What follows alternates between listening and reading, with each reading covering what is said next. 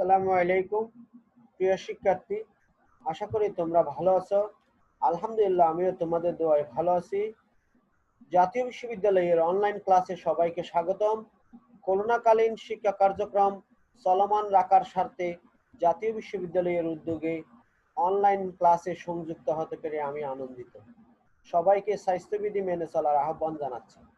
প্রিয় শিক্ষার্থী, আজকে 212703 কোর্স কোড বিশিষ্ট পদার্থের ধর্ম, তরঙ্গ ও স্পন্দন কোর্সের পৃষ্ঠটান শিরোনামে 7 নম্বর লেকচার শুরু করতে যাচ্ছি। আমি জাহাঙ্গীর আলম, প্রভাষক, পদার্থবিজ্ঞান বিভাগ, কক্সবাজার সিটি কলেজ।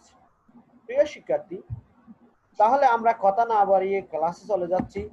দেখো, আজকের আমাদের প্রথম টপিকস হচ্ছে পানির পৃষ্ঠটান নির্ণয়ের রাশিমালা। পানির পৃষ্ঠটান নির্ণয়ের রাশিমালা। আমি চিত্রে একটি পাত্র দেখতেছি। এই পাত্রে কিছু পরিমাণ পানি আছে। এই পাত্রে পানিতে যদি আমি একটা ছোট্ট, খুব ক্ষুদ্র ব্যাসার্ধ বিশিষ্ট একটি নল কি করি পানিতে সামান্য পরিমাণ ডুবাই, সেক্ষেত্রে দেখা যায় যে নল বেয়ে পানি উপরে উঠে যায়। এই তরলের মধ্যে বা পানির মধ্যে যখন কোনো কাঁচনলকে, সরু সূক্ষ্ম কাঁচনলকে ডুবাই বা কোনো পারদের মধ্যে যদি সরু সূক্ষ্ম কাঁচনলকে ডুবাই, সেই ক্ষেত্রে দেখা যাবে যে তরলের ক্ষেত্রে পানি কাঁচনল বেয়ে উপরের দিকে উঠে যায় এবং পারদের ক্ষেত্রে সেটি কাঁচনল বেয়ে নিচের দিকে নেমে যায়। এই যে পানির কাঁচনল বেয়ে উপরের দিকে উঠে যাওয়া বা নিচের দিকে নেমে যাওয়ার যে ধর্ম, সেই ধর্মকে বলা হয় কৈশিকতা। এখন দেখো, একটি কৈশিক নলকে একটি পাত্রের পানিতে এক প্রান্ত ডুবানো অবস্থায় দেখানো হলো। চিত্রের মধ্যে এক প্রান্ত ডুবানো অবস্থায় দেখানো হয়েছে। কৈশিক নলটির অভ্যন্তরভাগে পানির উপরতলটি যে বক্ররেখায় স্পর্শ করেছে, সেই রেখা বরাবর প্রতিটি বিন্দুতে তরলের পৃষ্ঠটান স্পর্শীয়ভাবে ভিতরের দিকে ক্রিয়া করবে। দেখো, এই নলের মধ্যে পানি উপরের দিকে উঠে গেছে, এখানে একটা বক্ররেখা তৈরি হয়েছে। এই বক্ররেখা বরাবর পানির যে স্পর্শীয় পানির যে পৃষ্ঠটান, প্রতিটি বিন্দুতে যে পৃষ্ঠটান, সেই পৃষ্ঠটান ভিতরের দিকে কি করবে, ক্রিয়া করবে। মনে করি নলে পানির স্পর্শ কোণ থিটা। নলে পানির স্পর্শ কোণ কত? থিটা, এবং পানির পৃষ্ঠটান ক্যাপিটাল টি। দেখো, নিউটনের তৃতীয় সূত্র অনুযায়ী পাত্রটির কাছ, অর্থাৎ এই কাছ নলটির কাছ তরলের উপর সমপরিমাণ ও বিপরীতমুখী টান ক্যাপিটাল টি প্রয়োগ করবে। এই কাছ নলটির কাছ তরলের উপর একটি সমপরিমাণ ও বিপরীতমুখী টান ক্যাপিটাল টি প্রয়োগ করবে। এই টানকে আমরা ঊর্ধ্বমুখী বরাবর এবং সমকোণ বরাবর দুইটি দিকে বিভক্ত করি। দেখো, এই টানের দুইটি উপাংশ থাকবে, একটি ঊর্ধ্বমুখী উপাংশ আর একটা হচ্ছে অনুভূমিক উপাংশ। একটি সমতল বরাবর আর একটি ঊর্ধ্বমুখী বরাবর, অর্থাৎ একটি সমকোণ উপাংশ থাকবে আর একটি ঊর্ধ্বমুখী লম্ব বরাবর উপাংশ থাকবে। দেখো, তাহলে আমরা এই ক্ষেত্রে ঊর্ধ্বমুখী অংশটি হলো টি কস থিটা। কাইন্ডলি একটু দেখো চিত্র থেকে, এই যে ঊর্ধ্বমুখী উপাংশ, দেখো এটা যদি সূক্ষ্ম কোণ স্পর্শ কোণ বা থিটা হয়, তাহলে এই কোণটাও থিটা। আমি এই রেখাটাকে যদি এই বরাবরে স্থাপন করি, তাহলে এই ত্রিভুজটা একটি সমকোণী ত্রিভুজ হয়ে যাবে। এটা ভূমি হয়ে যাবে, এটা অতিভুজ হয়ে যাবে, এই পাশে উপরে যে রেখাটি আসবে সেটা লম্ব হয়ে যাবে। তাহলে ভূমি সমান হবে অতিভুজ ইন্টু কস থিটা, অর্থাৎ টি কস থিটা, আর লম্ব সমান হবে অতিভুজ ইন্টু সাইন থিটা। তার মানে এই যে সমকোণে যে উপাংশটি আছে সেটা টি সাইন থিটা, এবং উলম্ব বরাবর যে অংশটি থাকবে সে অংশটি হবে টি কস থিটা। এই ক্ষেত্রে ঊর্ধ্বমুখী অংশটি হলো টি কস থিটা এবং তার সমকোণ বরাবর অনুভূমিক অংশটি হলো টি সাইন থিটা। টি সাইন থিটা উপাংশগুলি নলটির সর্বদিকে বহির্মুখীভাবে ক্রিয়া করবে, অর্থাৎ এই টি সাইন থিটা অংশটি, টি সাইন থিটা অংশটি, দেখো এই টি সাইন থিটা অংশটি এদিকে যেরকম ক্রিয়া করবে, এদিকেও একটা টি সাইন থিটা ক্রিয়া করবে। এরকম নলের চতুর্দিকে টি সাইন থিটা ক্রিয়া করার কারণে এই টি সাইন থিটারা পরস্পরকে নিষ্ক্রিয় করে দেবে। শুধুমাত্র টি কস থিটা উপাংশগুলি তরলকে উপরের দিকে টেনে তুলে রাখবে। তরলকে উপরের দিকে কি করবে, টেনে রাখবে। টানের জন্য মোট ঊর্ধ্বমুখী বল হবে, দেখো টানের জন্য মোট ঊর্ধ্বমুখী বল হবে, দেখো এখানে আমরা টানের ঊর্ধ্বমুখী অংশ পাইছি টি কস থিটা এবং নলটির পরিধি হচ্ছে 2 পাই আর। তাহলে আমরা জানি যে বল সমান হচ্ছে দৈর্ঘ্য ইনটু টান। দৈর্ঘ্য ইনটু কি, টান। এখানে দৈর্ঘ্য হচ্ছে 2 পাই আর এবং টান হচ্ছে টি কস থিটা। তার মানে টানের জন্য মোট ঊর্ধ্বমুখী বল হচ্ছে টি 2 phi r capital T cos থিটা। এখন দেখো তরল ওজন, তরল স্তম্ভের ওজন, তরল স্তম্ভের ওজন, দেখো তরল স্তম্ভের ওজন, এই যে তরল, এই যে পানির উপরিতল থেকে এই একটু বক্রতল পর্যন্ত তরল উপরের দিকে উঠছে, এই যে নির্দিষ্ট একটা অংশ, এই অংশটা উচ্চতা হচ্ছে এইচ উচ্চতা। এই এইচ উচ্চতায় যে পরিমাণ তরল উপরের দিকে উঠছে সেই তরলের ওজন হবে pi small r square h plus v, pi small r square h plus v into rho g. দেখো তরলের ঘনত্ব হচ্ছে রু, অভিকর্ষ ত্বরণ হচ্ছে জি, এবং এই যে এখান থেকে এইচ পর্যন্ত উচ্চতাটা হচ্ছে, এই এখান থেকে অর্থাৎ পানির উপরিতল থেকে এইচ পর্যন্ত আয়তনটা হচ্ছে পাই আর স্কয়ার এইচ, কারণ নলের ব্যাসার্ধ ছিল আর, পানির উচ্চতা হচ্ছে এইচ। দেখো এই উচ্চতাটা বাদেও এই বক্রদের এই চিত্রটা একটু দেখো, এই যে এটা হচ্ছে বক্রবিন্দুর বক্রতলের সর্বশেষ বিন্দু বা সর্বনিম্ন বিন্দু। এছাড়াও পানি কিন্তু উপরের দিকে কোনায় কোনায় কিছু উঠছে, দেখো এই কোনায় কোনায় যে অংশটা উঠছে সেই অংশটার আয়তন কল্পনা করলাম স্মল ভি। তাহলে পানির তরল স্তম্ভের ওজন হবে pi r square small h plus v into rho g. দেখো এখানে পাই আর স্কয়ার এইচ মানে হচ্ছে এইচ উচ্চতায় তরলের আয়তন, বি মানে হচ্ছে যে এইচ উচ্চতার উপরে ওই যে বৃত্তাকার অংশের কিনারা কিনারা যে পানি কতগুলো উঠছে সেই পানির আয়তন বা সেই তরলের আয়তন। আর হচ্ছে কৈশিক নলের ব্যাসার্ধ 2 পাই আর হচ্ছে স্পর্শরেখার মোট দৈর্ঘ্য, স্পর্শরেখার মোট দৈর্ঘ্য বা নলের পরিধি। এরপরে রু হচ্ছে তরলের ঘনত্ব, স্মল জি হচ্ছে মাধ্যাকর্ষণজনিত ত্বরণ। এখন দেখো সাম্য অবস্থায় আমরা লিখতে পারি এই যে ঊর্ধ্বমুখী উঠার জন্য যে বল সেটা এবং তরল স্তম্ভের ওজন পরস্পর সমান হবে। তাহলে আমরা লিখতে পারি 2 pi small r capital T cos theta সমান pi r square h plus v into rho g. দেখো সাম্য অবস্থায় এই ঊর্ধ্বমুখী বল এবং তরল স্তম্ভের ওজন যদি পরস্পর সমান হয় সেখান থেকে আমরা ক্যাপিটাল টি সমান লিখতে পারি pi r square h plus v by 2 pi r cos theta into rho g. এটাকে আমি 1 নং সমীকরণ দিলাম।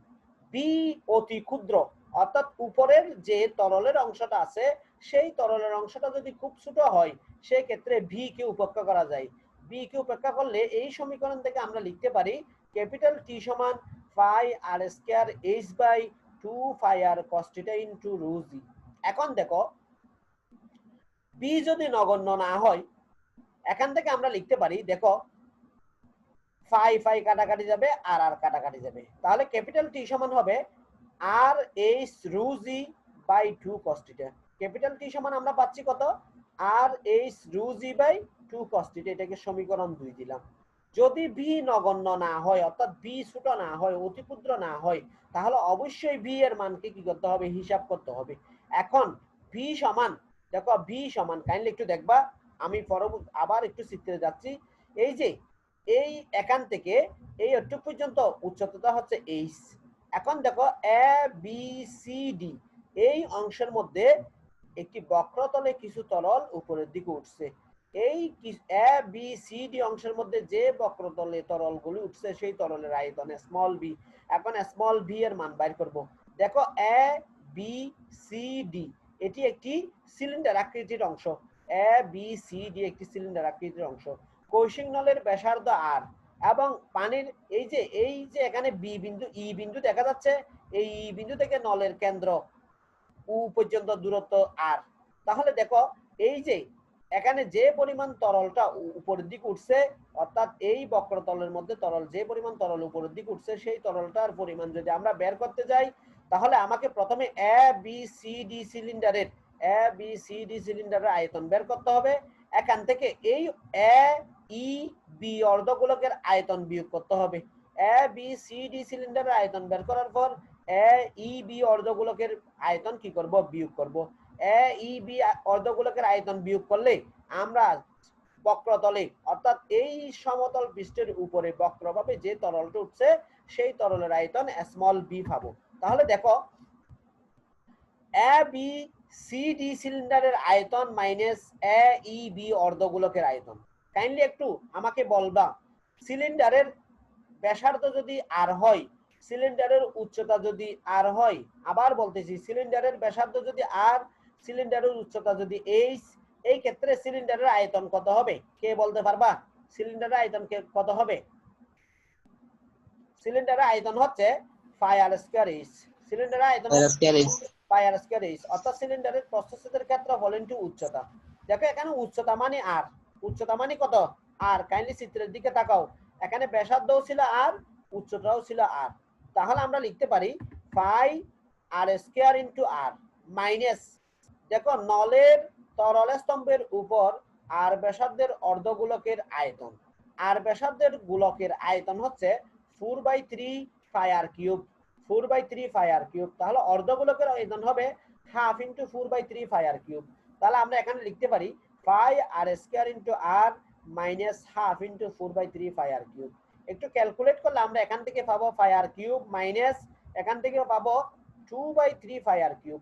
ফায়ার কিউব থেকে 2/3 ফায়ার কিউব বিয়োগ করলে আমরা পাবো 1/3 ফায়ার কিউব। তার মানে ওই যে বক্রতলে যে পরিমাণ পানি উপরের দিকে উঠছিল সেই পরিমাণ পানির আয়তন হচ্ছে স্মল বি সমান 1/3 ফাই স্মল আর কিউব। এখন এই 3 নং সমীকরণের মান আমি 1 নং সমীকরণে বসাবো। 3 নং সমীকরণের মান আমি কোথায় বসাবো? 1 নং সমীকরণে বসাবো। 1 নং সমীকরণ ছিল ক্যাপিটাল টি সমান phi r square h plus v by 2 phi r cos theta rho জি।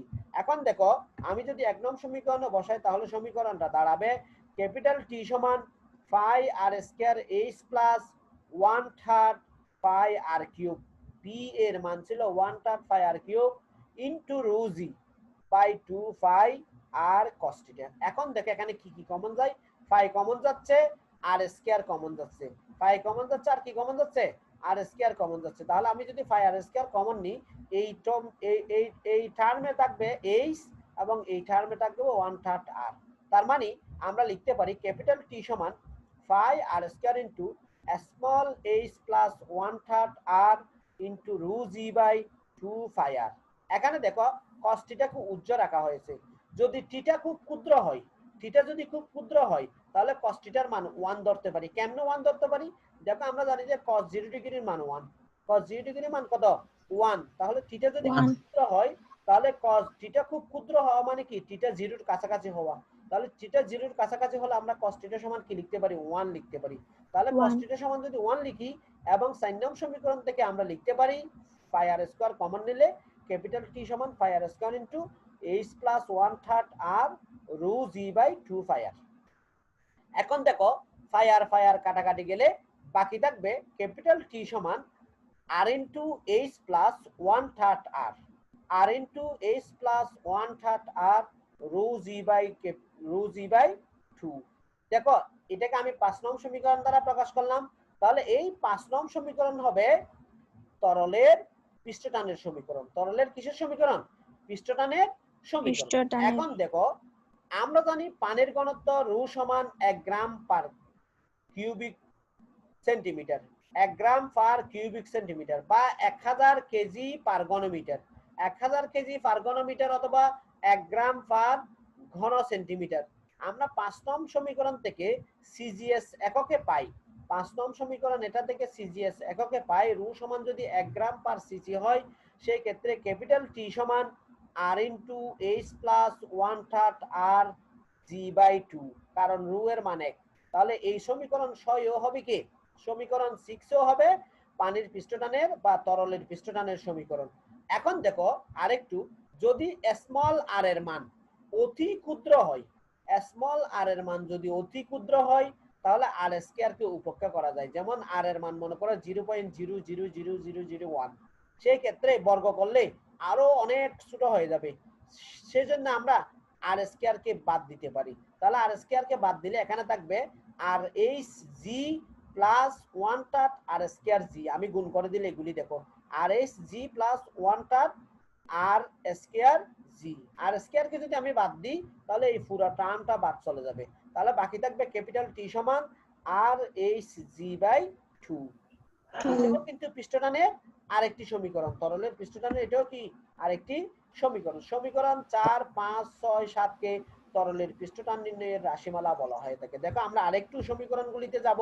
সমীকরণ 4 নাম্বার ছিল ক্যাপিটাল টি সমান phi r square h plus 1/3 phi r cube rho g by 2 phi r cos theta। সমীকরণ 5 ছিল capital T সমান r into h plus 1/3 r rho g by 2। সমীকরণ 6 ছিল capital T সমান r into h plus 1/3 r into g। এবং সমীকরণ 7 ছিল T সমান h r h g by 2 r h g by 2। এই সমীকরণগুলি প্রত্যেকটি এক একটি তরলের পৃষ্ঠটান নির্ণয়ের সমীকরণ। এখন আমরা আরেকটু কাজ করব, দেখো আমরা 4 নং সমীকরণ থেকে একটু লিখব। 4 নং সমীকরণটা ছিল এরকম, ক্যাপিটাল T সমান phi r square into h plus 1/3 r rho g by 2 phi r cos theta। 2 phi r cos theta। এখানে এই phi r এর সাথে যদি phi r কাটাকাটি দিই তাহলে বাকি থাকবে T সমান r into h plus 1/3 r rho g by 2 cos theta। rho g by 2 cos theta। অর্থাৎ এই যে ক্যাপিটাল T সমান r into h plus 1/3 r rho g by 2 cos theta, এটাও কিন্তু একটা কিসের সমীকরণ? তরলের পৃষ্ঠটান নির্ণয়ের সমীকরণ। এখন দেখো আর যদি অনেক ছোট হয় সেই ক্ষেত্রে আমরা সেই ক্ষেত্রে 1/3 r rho g টার্মটাকে বাদ দিতে পারি। 1/3 r rho g টার্মটাকে যদি বাদ দিই সেই ক্ষেত্রে দাঁড়াবে ক্যাপিটাল T সমান rh rho g by 2 cos theta। rh rho g by কি cos theta? 2 cos theta।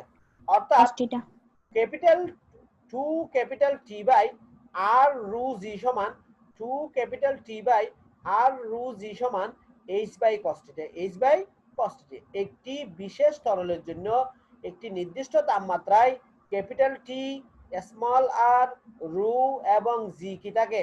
ধ্রুব থাকে। আবার বলতেছি, একটি বিশেষ তরলের জন্য একটি নির্দিষ্ট তাপমাত্রায় capital T, small r, rho এবং জি ধ্রুব থাকে। সুতরাং সমীকরণ 8 এর h cos theta, h by cos theta ও কি থাকবে? ধ্রুব থাকবে। যদি 2t বাই r রো জি অর্থাৎ ক্যাপিটাল T আর রো জি যদি ধ্রুবক থাকে সেই ক্ষেত্রে h বাই cos theta কি থাকবে? ধ্রুবক থাকবে। আমরা এর পরেরটাতে যাওয়ার আগে আমরা যেগুলি পড়ছি সেগুলি একটু রিভিশন দিতে যাচ্ছি। তাহলে আমরা দেখতেছি যে পৃষ্ঠটানের আমরা অনেকগুলি সমীকরণ পাইছি। আমরা 4 নাম্বার সমীকরণ, 5 নাম্বার সমীকরণ, 6 নাম্বার সমীকরণ এবং 7 নাম্বার সমীকরণ। এছাড়াও আমরা এদিকে এসে দেখতেছি যে T সমান r into h plus 1/3 r into rho g by 2 cos theta, capital T সমান rh rho g by 2 cos theta। এগুলি সবগুলি হচ্ছে পৃষ্ঠটানের সমীকরণ। এই ক্ষেত্রে আমরা h, r, rho g এবং থিটা এর মান যদি জানতে পারি তাহলে সমীকরণগুলিতে এই মানগুলি বসিয়ে কিসের মান বের করতে পারবো? তরলের পৃষ্ঠটান বের করতে পারবো। এখন দেখো, যদি নলের দৈর্ঘ্য h অপেক্ষা কম হয়, যদি নলের দৈর্ঘ্য h অপেক্ষা কম হয় তবে তরল h পর্যন্ত উঠতে চাইবে। আবার বলতেছি, যদি নলের দৈর্ঘ্য h অপেক্ষাকৃত কম হয় তবে তরল h পর্যন্ত উঠতে চাইবে এবং নলের গা বেয়ে পড়তে থাকবে। দেখো, নলের দৈর্ঘ্য যদি h অপেক্ষাকৃত কম হয় সেই ক্ষেত্রে নলের ভিতর দিয়ে তরল উপরের দিকে উঠবে এবং উঠে নলের গা বেয়ে কি করতে থাকবে? পড়তে থাকবে। এছাড়া একই সঙ্গে স্পর্শ কোণের মানও কি হয়ে যাবে? বেড়ে যাবে। নলের দৈর্ঘ্য h অপেক্ষা কম হলে, নলের দৈর্ঘ্য h অপেক্ষা কম বলে থিটা এর মান বেড়ে যাবে। থিটা এর মান কি হয়ে যাবে? বেড়ে যাবে। অর্থাৎ h বাই cos থিটা এর মান পূর্বের ধ্রুবকের মতোই থাকবে। অর্থাৎ তরলের বক্রতার ব্যাসার্ধ বেড়ে যাবে। মানে আমি বুঝে দিচ্ছি, দেখো, অর্থাৎ আমার নল যদি তরলের মধ্যে ডুবাই সেই ক্ষেত্রে তরল h উচ্চতা পর্যন্ত উঠবে। এখন যদি নলের দৈর্ঘ্য h উচ্চতার চেয়ে কম হয় সেই ক্ষেত্রে নল বেয়ে তরল নলের ভিতর দিয়ে উঠে নল বেয়ে বাইরে পড়ে যাবে এবং এই ক্ষেত্রে স্পর্শ কোণের মান পূর্বের স্পর্শ কোণের মানের চেয়ে কি হয়ে যাবে? বেড়ে যাবে। h বাই cos থিটা অবশ্যই ধ্রুব থাকবে। h বাই cos থিটা অবশ্যই কি থাকবে? ধ্রুব থাকবে। অর্থাৎ তরলের বক্রতার ব্যাসার্ধ বেড়ে যাবে। আশা করি তোমরা তরলের কিভাবে পৃষ্ঠটান নির্ণয় করবে সেটা বুঝতে পারছো। তরলের পৃষ্ঠটান কিভাবে নির্ণয় করবে তোমরা সেটা বুঝতে পারছো। এখন আমরা কিভাবে কুইঙ্কের পদ্ধতিতে পারদের পৃষ্ঠটান ও স্পর্শ কোণ নির্ণয় করব সেটা দেখব। কুইঙ্কের পদ্ধতিতে কিভাবে পারদের পৃষ্ঠটান এবং স্পর্শ কোণ নির্ণয় করা যায় সেটা আমরা দেখব। Determination of surface tension and tangential angle of Mercuri by Quine's method। আমরা কুইন্সের পদ্ধতিতে কিভাবে পারদের পৃষ্ঠটান এবং স্পর্শ কোণ নির্ণয় করব সেটা দেখব। দেখো আমরা একটা চিত্র দেখতেছি, এই চিত্রের মধ্যে পারদের একটি লম্বচ্ছেদ, পারদের একটি কণার লম্বচ্ছেদ রাখা আছে। এটা একটি পারদের কণা, এই পারদের কণার বা পারদের ফোঁটার একটি লম্বচ্ছেদ আমরা এখানে রাখলাম।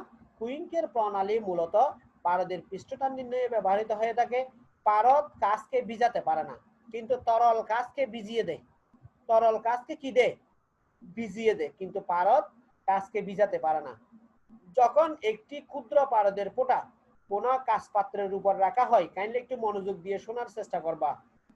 যখন একটি ক্ষুদ্র পারদের ফোঁটা কোনো কাঁচ পাত্রের উপর রাখা হয়, তখন তা পৃষ্ঠটানের কারণে গোলকীয় আকার ধারণ করে। কি আকার ধারণ করবে?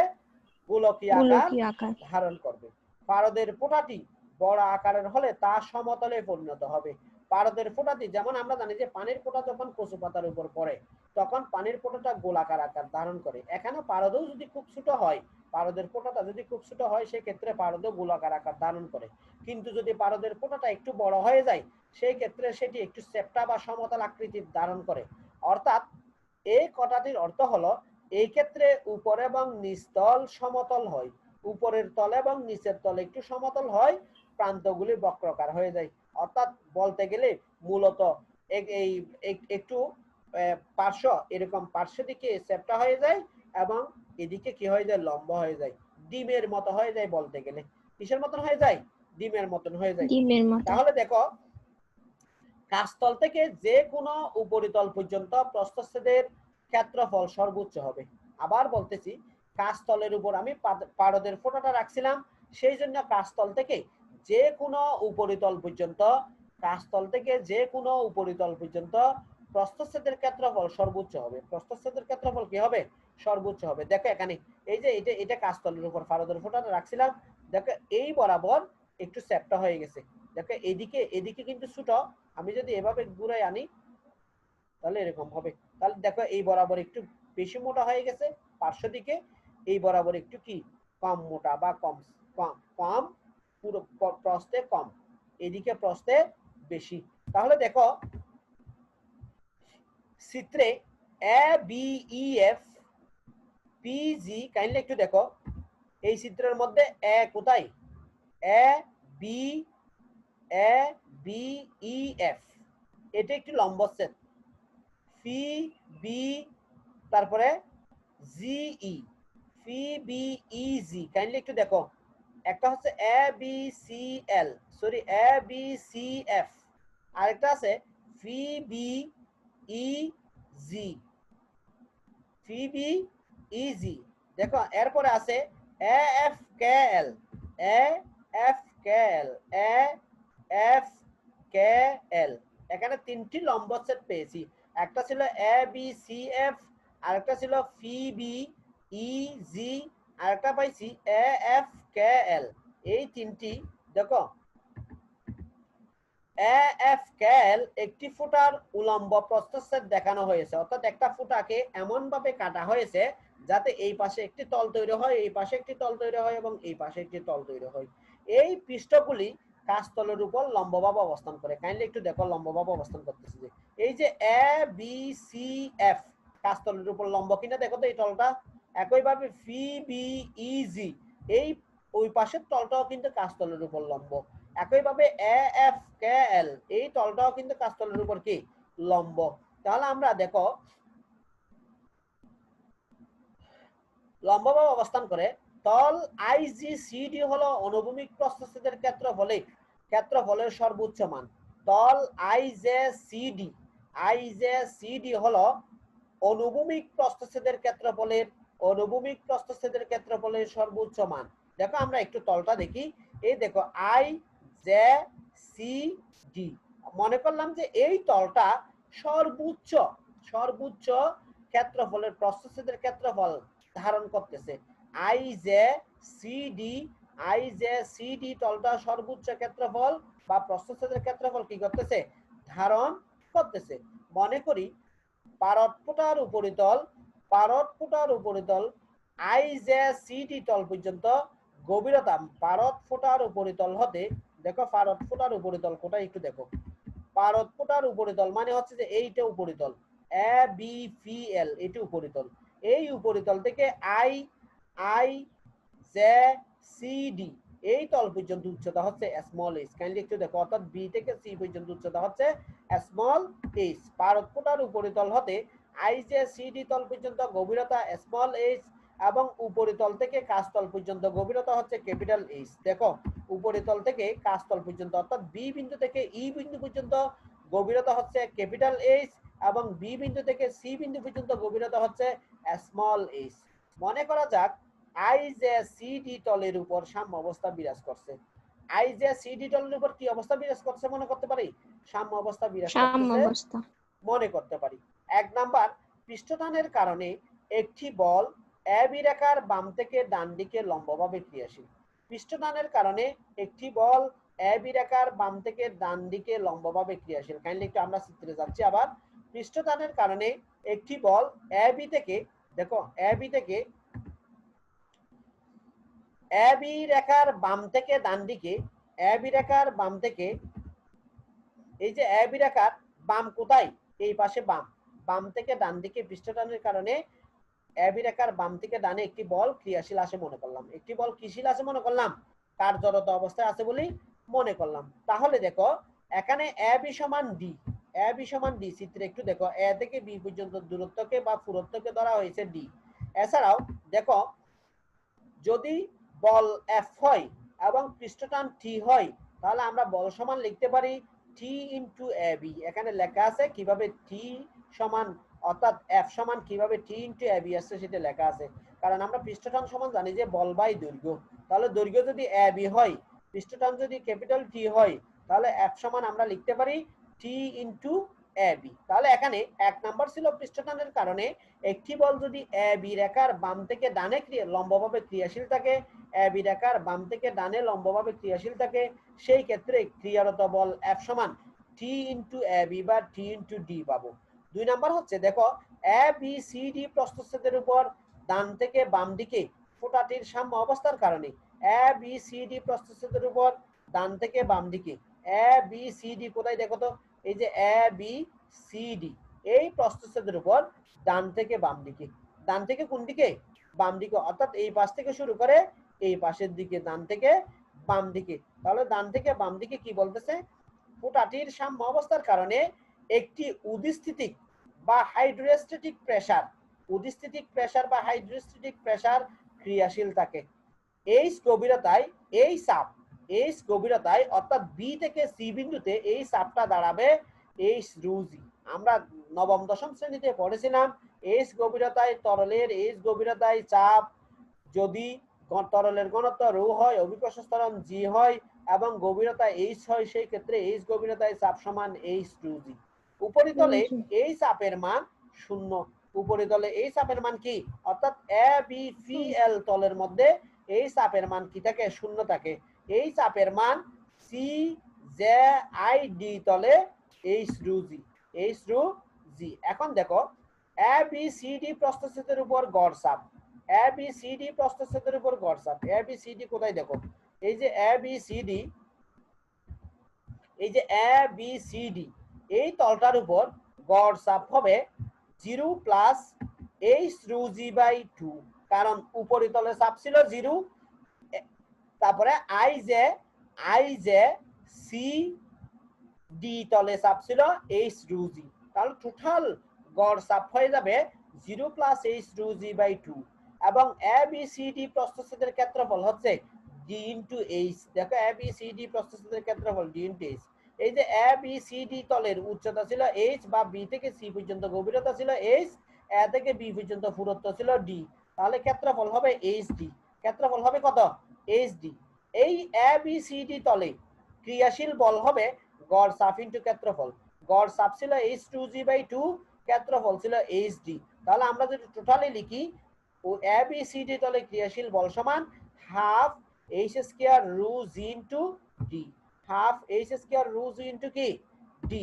এখন দেখো সমীকরণ 1, সমীকরণ 1 কি ছিল? দেখো সমীকরণ 1 ছিল পৃষ্ঠটানের জন্য ক্রিয়াশীল বল পৃষ্ঠটানের জন্য ক্রিয়াশীল বল টি ইন্টু ডি। আর এ বি সি ডি তলে ডান থেকে বাম দিকে সাম্য অবস্থার জন্য ক্রিয়াশীল বল হাফ এইচ স্কয়ার রু জিডি। এখন দেখো এই দুটা পরস্পর সমান হবে। এই দুটা পরস্পর সমান হলে আমরা লিখতে পারি টি ইন্টু ডি সমান, টি ইন্টু কি সমান, ডি সমান আমরা লিখতে পারি,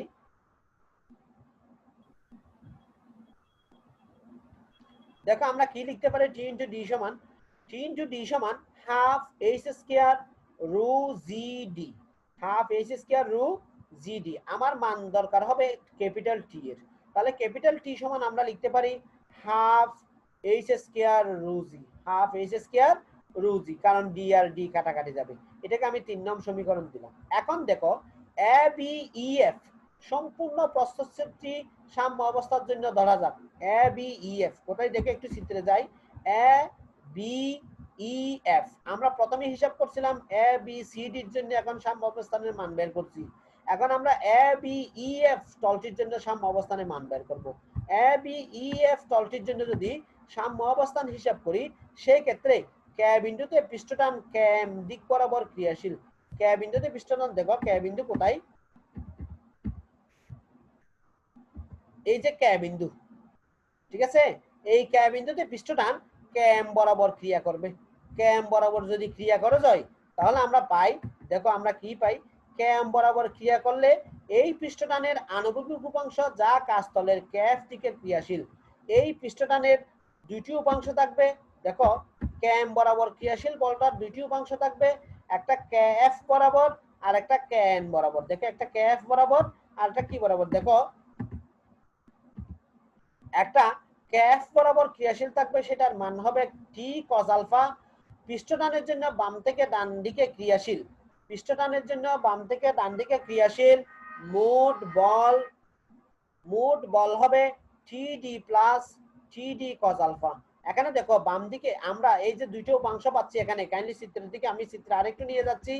দেখো এখানে আমরা দুইটা, এই যে কে বিন্দুতে যে বলটি ক্রিয়াশীল হচ্ছে অর্থাৎ কে এম বরাবর যে বলটি ক্রিয়াশীল হচ্ছে, সেই বলের একটি উপাংশ হচ্ছে কে এফ বরাবর বা টি কস আলফা, এবং এখানে টোটাল আরেকটি পৃষ্ঠটানের জন্য বল ক্রিয়াশীল হয়েছিল বি এ সি ডি তলে বা এ বি সি ডি তল বরাবর যে পৃষ্ঠটানের জন্য বলটি ক্রিয়াশীল হয়েছিল, সেই বলের মান ছিল capital T into small D.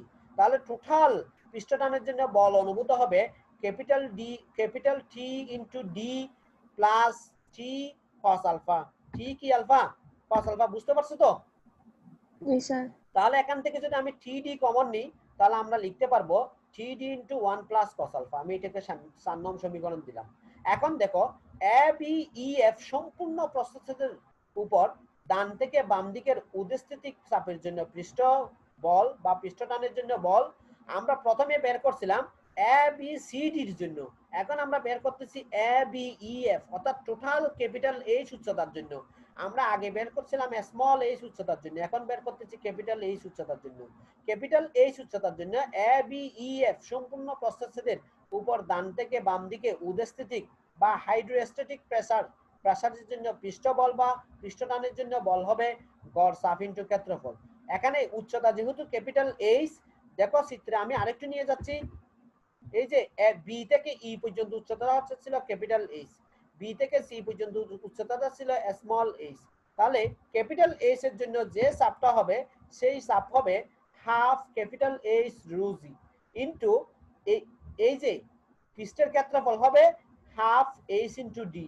তাহলে টোটাল আমরা এ বি ই এফ সম্পূর্ণ প্রস্থচ্ছেদের উপর ডান থেকে বাম দিকের উদস্থিতিক চাপের জন্য পৃষ্ঠবল পাবো half capital H square rho g into D, রু জি ইনটু ডি। এখন দেখো সাম্য অবস্থার জন্য সমীকরণ 4 এবং 5 থেকে লিখে যায়।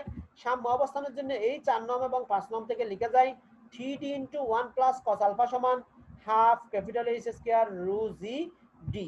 অর্থাৎ আমরা এখানে কি লিখছি দেখো, three D into 1 minus cos alpha সমান half capital H square rho g into D. দেখো ক্যাপিটাল টি সমান আমরা তাহলে লিখতে পারি H square rho G by D, D যদি কাটাকাটি যায়, ডি ডি যদি কাটাকাটি যায় তাহলে আমরা ক্যাপিটাল টি সমান লিখতে পারি H square rho G by 2 into 1 plus cos alpha. এটাকে আমি সমীকরণ 6 দিলাম। এই সমীকরণ 6 এবং সমীকরণ 3 থেকে লিখতে পারি। দেখো সমীকরণ 3, সমীকরণ 6 কিন্তু পৃষ্ঠটানের মান ছিল, আবার সমীকরণ 3ও পৃষ্ঠটানের মান ছিল। দেখো সমীকরণ 3ও পৃষ্ঠটানের মান। এই ক্ষেত্রে পৃষ্ঠটান যেটা পাইছিলাম সেটা এ বি সি ডি তলের উপর ভিত্তি করে, আর সমীকরণ 6 পাইছি এ বি ই এফ তলের উপর ভিত্তি করে। তাহলে সমীকরণ 3 এবং সমীকরণ 6 থেকে যেহেতু দুইটাই পৃষ্ঠটান ক্যাপিটাল টি এর মান, সেহেতু আমরা দুইটা সমীকরণ থেকে লিখতে পারি small H square rho G by 2 into small H square rho G by 2 সমান capital H square rho G by 2 into 1 plus cos alpha. দেখো 2 ইনটু 1 প্লাস cos আলফা। এখানে প্লাস কেন আসছে? মাইনাস আসার কথা ছিল মনে হয়। স্যার প্লাস হবে না, এটা মাইনাস? প্লাস ছিল, মাইনাস না, তাই প্লাস না? হবে। এটা প্লাস হবে। এই যে এখানে দেখা যাচ্ছে না যে এটা প্লাস হবে। তাহলে H square rho G by 2 equal capital H square rho G by 2 into 1 plus cos alpha. দেখো 2 2 কাটাকাটি যাবে, রু জি কাটাকাটি যাবে। তাহলে বাকি থাকবে, দেখো ক্যালকুলেট যদি আমরা করি তাহলে H square into 1 plus cos alpha সমান H square into 1 plus cos alpha সমান ক্যাপিটাল এইচ স্কয়ার। আবার বলতেছি small H square into 1 plus cos alpha সমান ক্যাপিটাল এইচ স্কয়ার। তার মানে দেখো আমি 1 প্লাস cos আলফা সমান লিখতে পারি capital H square by 1 plus cos square সমান লিখতে পারি capital H square by small H square. তাহলে cos আলফা সমান হবে capital H square by small H square minus 1। cos alpha সমান capital H square by small H square minus 1। সুতরাং পরীক্ষার সাহায্যে বা পর্যবেক্ষণের সাহায্যে যদি এইচ এবং স্মল এইচ এবং ক্যাপিটাল এইচ এর মান নির্ণয় করা যায়, সেই ক্ষেত্রে স্পর্শক কোণ থিটা সমান হবে ফাই মাইনাস আলফা। স্পর্শক কোণ থিটা সমান কি হবে? Phi minus alpha. এটার জন্য আমি চিত্রে যাচ্ছি আরেকটু।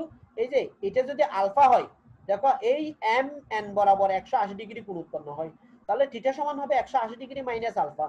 180 ডিগ্রি মাইনাস আলফা, 180 ডিগ্রি মানে হচ্ছে পাই, 180 ডিগ্রি মাইনাস মানে হচ্ছে কি পাই। তাহলে আমরা পাই। লিখতে পারি থিটা সমান ফাই মাইনাস আলফা। এবং পৃষ্ঠটান টি যদি বের করতে চাই, সেই ক্ষেত্রে সমীকরণ 6 থেকে আমরা লিখতে পারি ক্যাপিটাল টি সমান capital H square rho G capital H square rho G by 2 into 1 plus cos আলফার মান হচ্ছে ফাই মাইনাস থিটা। আলফার মান হচ্ছে কি ফাই মাইনাস পাই থিটা। এই মাইনাস এখান থেকে দেখো থিটা। থিটা সমান যদি ফাই মাইনাস আলফা হয়, থিটা সমান যদি ফাই মাইনাস আলফা হয়, তাহলে আলফা সমান ফাই মাইনাস থিটা লিখতে পারি না পক্ষান্তর করলে? জি স্যার। তাহলে আমরা এখান থেকে দেখো cos 180 ডিগ্রি মাইনাস থিটা সমান cos theta, cos 180 degree minus theta সমান minus cos theta, cos 180 degree minus theta সমান কি মাইনাস cos থিটা। তাহলে আমরা এখান থেকে লিখতে পারি ক্যাপিটাল টি সমান capital H square rho G by 2 into 1 minus cos theta, 2 into 1 minus cos theta. এটাই হচ্ছে কুইঙ্কের পদ্ধতিতে পারদের পৃষ্ঠটান নির্ণয়ের সমীকরণ। অর্থাৎ সমীকরণ 6 এবং সমীকরণ 7 হচ্ছে কুইঙ্কের পদ্ধতিতে পারদের পৃষ্ঠটান নির্ণয়ের দুটি সমীকরণ।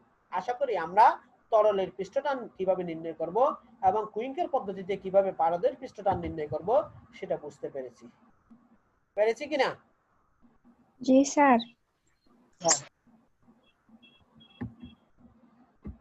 অনেক গুরুত্বপূর্ণ দুটি টপিকস। এই দুটি প্রশ্ন পরীক্ষায় খুব বেশি কমন, যে বেশিরভাগ পরীক্ষায় তরলের পৃষ্ঠটান নির্ণয়ের সমীকরণটা বেশিরভাগ পরীক্ষায় মানে কি কি কি কি কি আছে কমন থাকার সম্ভাবনা থাকে। কুইঙ্কের পদ্ধতিতে পৃষ্ঠটান নির্ণয়ের সমীকরণটা মনে হয় দুই একবার আসছে, তবে তরলের পৃষ্ঠটান নির্ণয়ের সমীকরণটা বারবার আসে। সুতরাং এই দুইটা সমীকরণ আমাদের অবশ্যই মনে রাখতে হবে এবং জানতে হবে। আজকে এই পর্যন্ত। সবার সুস্থতা এবং সুস্বাস্থ্য কামনা করতেছি। আসসালামু আলাইকুম ওয়া রাহমাতুল্লাহি ওয়া বারাকাতুহু। আসসালামু আলাইকুম ওয়া রাহমাতুল্লাহ।